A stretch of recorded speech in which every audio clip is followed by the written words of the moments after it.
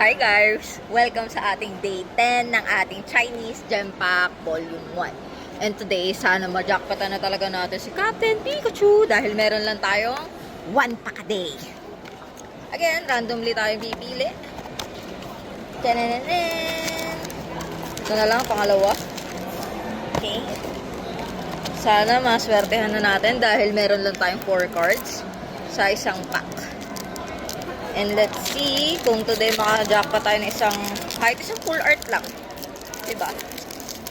Malaman lang natin talaga kung ano ang special ng set na to.